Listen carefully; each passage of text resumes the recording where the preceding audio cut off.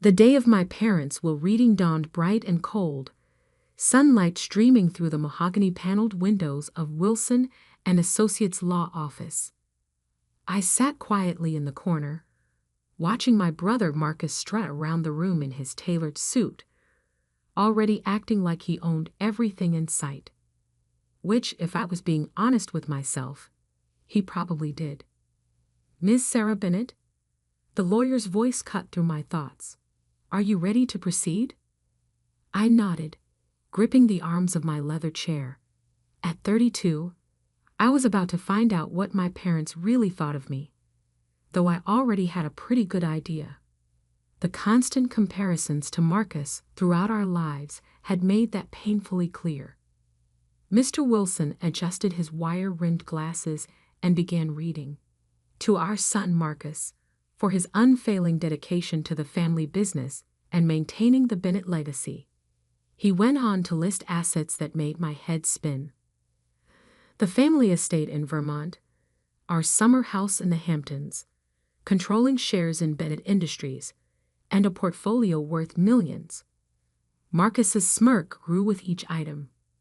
Then came my part. "To our daughter Sarah." Mr. Wilson paused, shuffling his papers. "We leave the painting Autumn Twilight, currently hanging in the study of our main residence." The room fell silent. Marcus didn't even try to hide his laughter. "A painting?" I managed to ask, my voice barely above a whisper. "Just a painting?" "It was your mother's favorite," Mr. Wilson offered weakly, clearly uncomfortable with the disparity. Marcus walked over and placed a hand on my shoulder, his grip just tight enough to hurt. "Don't worry, sis. I'll make sure you get a good job in the company. Maybe in the mailroom?" I shrugged off his hand and stood up. The Bennet family fortune, built over 3 generations, now belonged entirely to my brother. All I had was a single painting that my mother had bought at some small gallery years ago. I'd always thought it was pretty, a forest scene at dusk, with strange geometric shapes hidden among the trees, but it wasn't exactly a fair inheritance. "Is that all?" I asked Mr. Wilson. He nodded sympathetically. "The painting must be collected within 7 days." I left without another word, ignoring Marcus's calls behind me. The drive to my parents' house, now Marcus's house, felt surreal. The guards at the gate gave me suspicious looks, but let me through when I explained about the painting. Inside, the housekeeper Margaret met me with tears in her eyes. "Oh, Miss Sarah," she whispered, hugging me tight. "It's not right, what they did to you." I hugged her back, fighting my own tears. Margaret had been more like a mother to me than my own mother sometimes. She helped me take down the painting from the study wall, carefully wrapping it in a blanket. "Your mother used to stare at this for hours," Margaret said softly, "especially in the last few months. Sometimes she'd mutter about numbers and patterns. We thought the illness was making her confused." I looked at the painting more closely. In the fading light of the study, the geometric shapes seemed to shift and change, creating patterns I'd never noticed before. "Numbers?" Margaret nodded. She traced the shapes with her fingers, over and over. Mr. Bennet would get so angry about it. That night, in my small apartment across town, I hung the painting on my living room wall. It was beautiful in its own way. The forest scene was painted with incredible detail, each leaf and branch precisely rendered. But those geometric shapes, they didn't quite fit with the natural elements. They seemed almost deliberate, like they were trying to tell me something.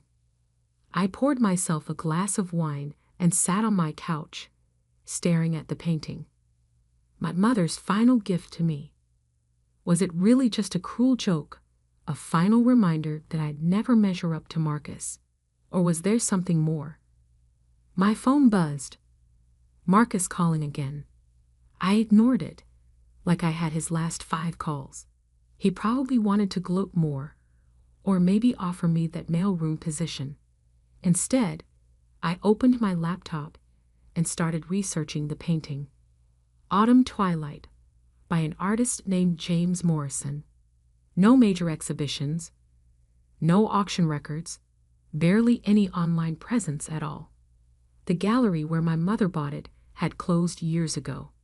It was like the painting had appeared out of nowhere. A text from Marcus popped up. "Don't be bitter, sis. Come work for me. It's what Mom and Dad would have wanted." I snorted. What my parents had wanted was for me to be more like Marcus, to care about profit margins and shareholders instead of pursuing my passion for art history and restoration. I'd disappointed them by choosing my own path, and now they'd made their feelings crystal clear. But something about the painting kept drawing my attention. Those shapes, they reminded me of something I'd studied in my art restoration courses. Steganography, the practice of hiding messages in plain sight. I got up and examined the painting more closely. The geometric shapes were subtly different colors than the rest of the scene, barely noticeable, unless you were looking for it. And they seemed to form a pattern. A knock at my door made me jump. It was past midnight. Who would be visiting at this hour? Through the peephole, I saw Marcus standing there, his usually perfect hair disheveled. "Sarah," he called out. "Open up. We need to talk about the painting." I stayed silent, watching him through the peephole. He'd never shown any interest in art before. Why was he here now, in the middle of the night, asking about a supposedly worthless painting? "Sarah, please." His voice took on an edge of desperation I'd never heard before. "Mom left instructions about the painting. You need to give it back." Instructions? My heart started pounding. Maybe I wasn't crazy. Maybe there really was something hidden in those geometric shapes. "Go away, Marcus," I called through the door. "The painting is mine. It's all I got, remember?" "You don't understand," he hissed. "That painting, it's not what you think. Give it to me now, and I'll give you $5 million. $5 million? For a painting he'd laughed about just hours ago? I backed away from the door, my mind racing. Marcus was many things, but he wasn't stupid with money. If he was offering that much, the painting must be worth far more. I heard him fumbling with something. Keys? Did he still have a copy of my spare key from when I'd been sick last year? I quickly grabbed the painting off the wall and ran to my bedroom, locking the door behind me just as I heard my front door open. "Sarah." Marcus's voice echoed through my apartment. "Where are you? Where's the painting?" I held the painting close, my hands shaking. In the dim light of my bedroom, those geometric shapes seemed to glow faintly. And then I saw it, a pattern I'd missed before. The shapes weren't random at all. They formed numbers, hidden so cleverly in the forest scene that you'd never notice unless you knew exactly what to look for. "Sarah." Marcus was getting closer. "Think about what you're doing. That painting is worth more than you can imagine." I turned the painting over, inspecting the back. The original canvas was professionally mounted, but something about the framing felt off. A slight gap that shouldn't be there. My bedroom door handle jiggled. "Sarah, open this door right now." With trembling fingers, I'd pried at the gap in the frame. A small piece of paper fluttered out, covered in my mother's elegant handwriting. As I read the first line, my breath caught in my throat. "My dearest Sarah, if you're reading this, you've discovered what I always knew you would. You see patterns others miss. You question what others accept. And now, my darling girl, you're about to understand why your father and brother have always been so afraid of you." The pounding on my bedroom door grew louder, but I barely heard it. I was too busy reading my mother's letter, my hands shaking as each word revealed a truth that would change everything. The numbers in the painting weren't just random shapes. They were coordinates, accounts, and passwords to something that would shake the very foundation of Bennett Industries. And my brother, still shouting outside my door, had no idea that his perfect world was about to crumble. I don't know how long I sat there on my bedroom floor, reading and rereading my mother's letter, while Marcus continued his tirade outside. My hands trembled as I absorbed each carefully written word. The numbers in the painting, when combined with the access codes I've included here, will lead you to the truth about Bennett Industries. Your father and brother built their empire on stolen innovations, patents and designs taken from brilliant minds who trusted them. I was one of those minds, Sarah. And you, my dear daughter, were always meant to be my successor. A loud crash from my living room jolted me back to reality. Marcus had apparently gotten tired of asking nicely. "I'm calling the police," I shouted, already dialing 911. "Go ahead," Marcus yelled back. "I'll tell them you stole company property. That painting belongs to Bennett Industries." But I knew better now. The letter explained everything. How my mother had been a brilliant inventor in her own right. How she hidden her work in plain sight all these years. The painting wasn't just art.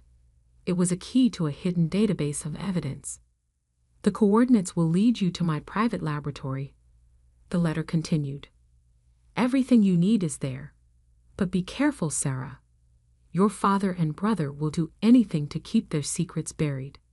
I heard Marcus's footsteps retreating, followed by my front door slamming. Taking a deep breath, I emerged from my bedroom. My apartment was a mess. Marcus had apparently searched every corner looking for the painting. But I didn't care about the chaos. I had work to do. First, I photographed every inch of the painting, capturing the geometric shapes from every angle. Then I carefully copied down the coordinates from my mother's letter. According to her instructions, I needed to overlay the shapes in a specific sequence to reveal the full set of access codes. My phone buzzed again, this time with a text from Margaret, our old housekeeper. "Miss Sarah, men are at the house removing all your mother's things. They're looking for something in her study. Please be careful." They were destroying evidence. I had to move fast. The coordinates led to a location in the Berkshires, about 3 hours from the city. My mother had written that she purchased the property under her maiden name, keeping it hidden from my father and brother. "The lab is underground," her letter explained. "The entrance looks like an old storm cellar, but it's equipped with state-of-the-art security. Use the first sequence of numbers from the painting to gain access." I packed quickly, laptop, the painting carefully wrapped in blankets, some clothes, and my mother's letter. As I headed to my car, I noticed a black SUV parked across the street, its engine running. Marcus wasn't done yet. The drive to the Berkshires was tense. The SUV followed me for the first hour, keeping a consistent distance. I took every detour and back road I could think of, finally losing them somewhere near the Massachusetts border.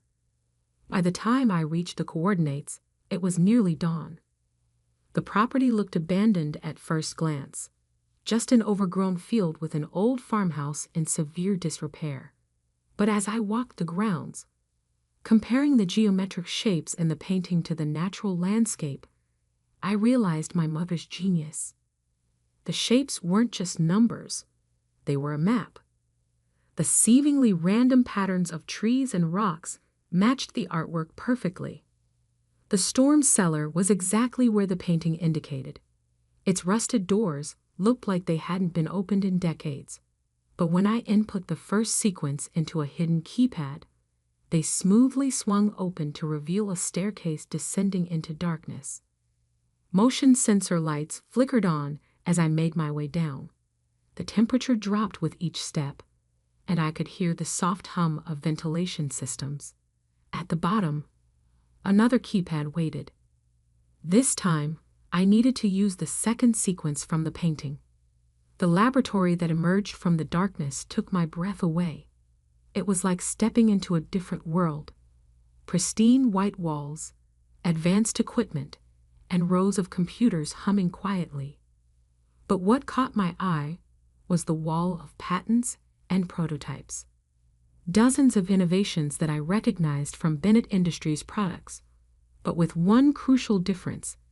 They all bore my mother's original signature. "Oh my God," I whispered, moving closer to examine them. These weren't just similar to Bennett Industries technology. They were the originals. My mother hadn't just been a passive observer in the company. She had been its hidden genius. A familiar voice behind me made my blood run cold.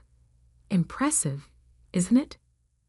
I spun around to find my father standing in the doorway, looking exactly as he had the day he died, or at least the day we thought he died.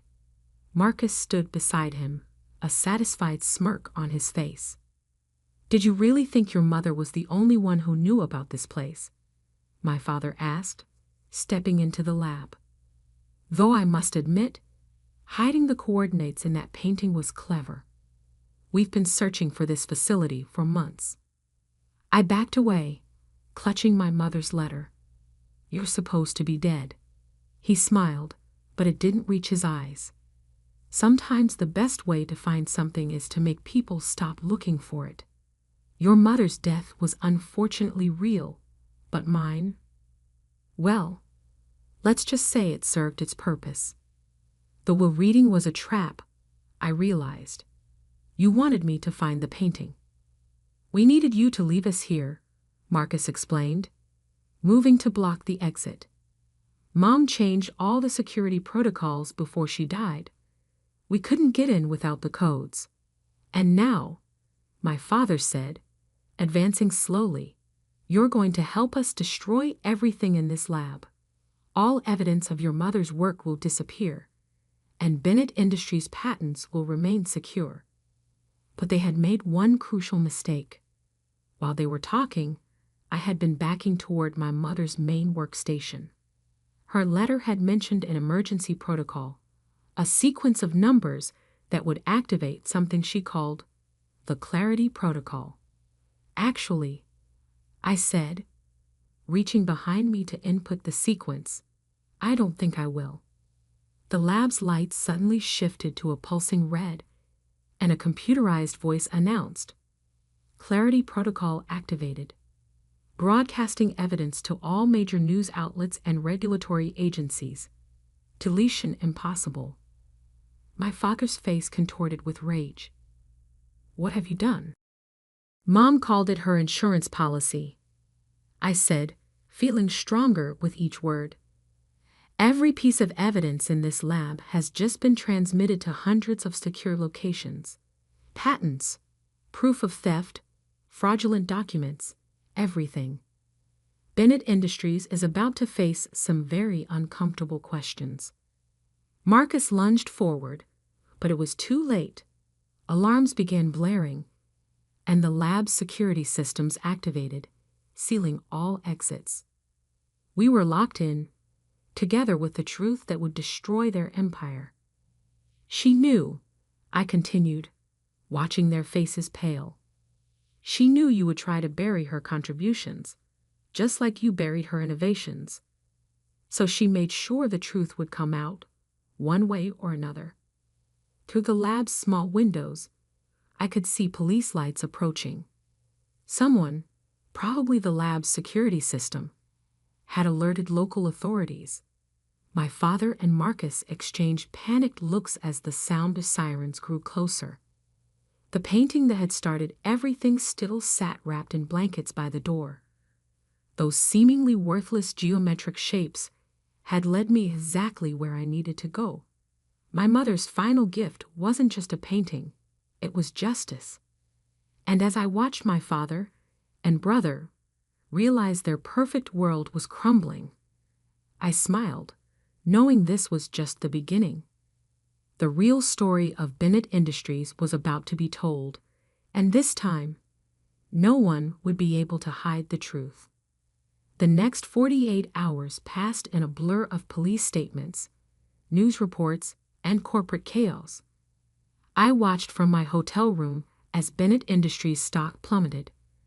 Years of carefully constructed lies unraveling in real time. Bennett Industries CEO found alive, arrested for fraud. The headlines screamed. Corporate giant built on stolen patents. Mother's revenge. The hidden genius behind Bennett Tech. My phone hadn't stopped ringing since the story broke. Journalists, lawyers, former employees, everyone wanted to hear my side of the story. But I was only interested in one call. Margaret, our former housekeeper, who had more revelations to share. Your mother knew this day would come, she told me, her voice heady with emotion. That's why she made me promise to give you this after the truth came out. An hour later, I sat in Margaret's small living room, holding another letter from my mother. This one was different, not instructions or coordinates, but a story. Her story. My dearest Sarah. It began, now that you know the truth about Bennett Industries, it's time you understood your own history. You were never less than your brother. You were always meant for something more. As I read, the pieces of my life slowly shifted into focus. My mother hadn't been just another victim of my father's schemes. She had been playing a long game, preparing me for this moment from the very beginning. Those art history classes I'd taken, they weren't a waste of time as my father had claimed. They had trained my eye to spot patterns, to understand hidden meanings in plain sight. My work in restoration had taught me patience, precision, and the ability to reconstruct truth from fragments. Every time your father pushed you away from the business, my mother wrote, every time he favored Marcus, he was unknowingly helping to prepare you for this moment. You learned to think differently, to see what others missed. While Marcus was learning to maintain the lies, you were learning to expose them. A knock at Margaret's door interrupted my reading. A woman in a crisp suit stood outside, holding a briefcase. Ms. Bennett, I'm Alexander Chen from the SEC. We need to discuss your mother's patents. The next few hours were a crash course in just how extensive my mother's preparations had been. She hadn't just documented the stolen patents. She had continued inventing, working in secret in her underground lab. The painting's coordinates had led not only to evidence of past theft, but to innovations that could transform the industry. Your mother filed these patents under a trust, Alexandra explained, spreading documents across Margaret's coffee table, a trust that names you as the sole beneficiary. My hands trembled as I looked at the paperwork. Dozens of patents, all legally protected, all now belonging to me.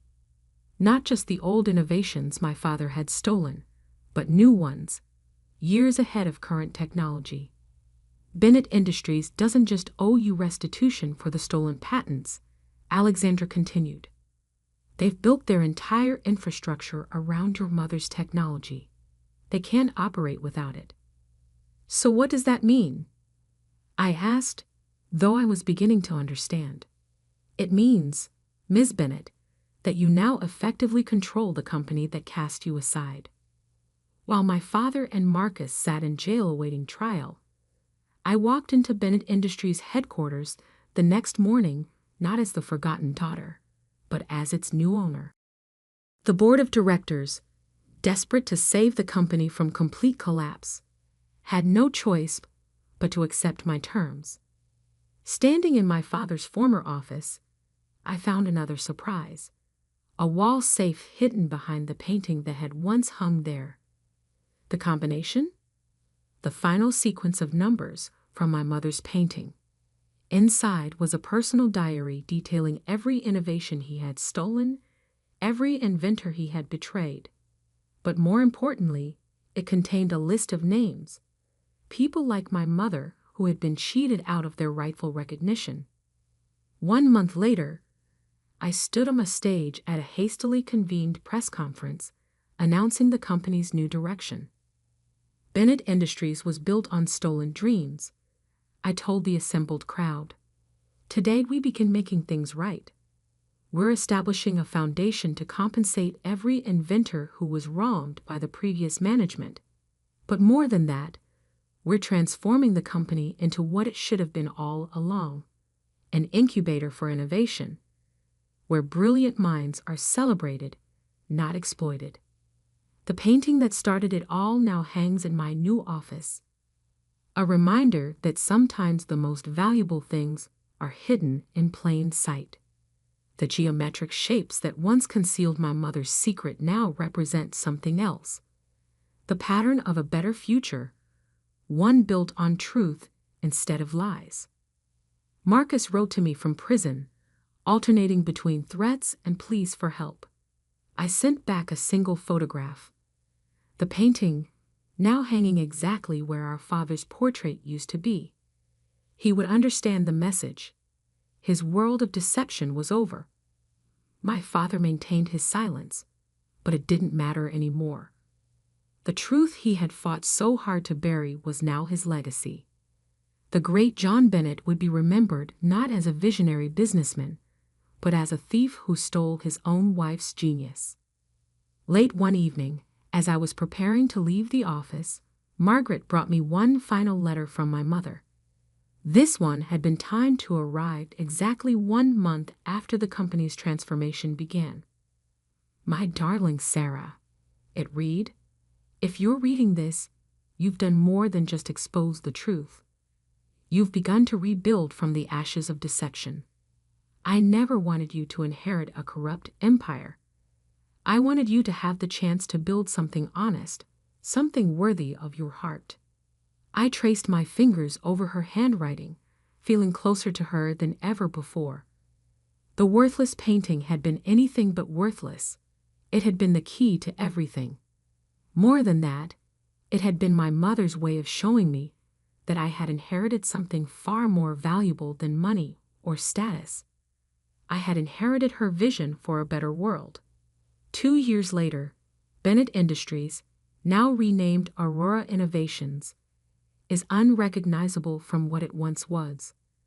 We've become a leader not just in technology, but in ethical business practices.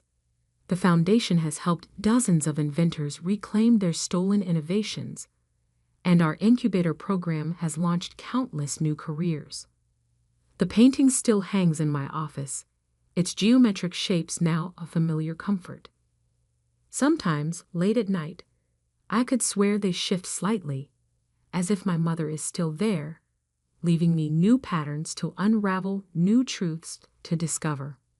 But the most important truth was there all along, hidden in plain sight, just like those numbers.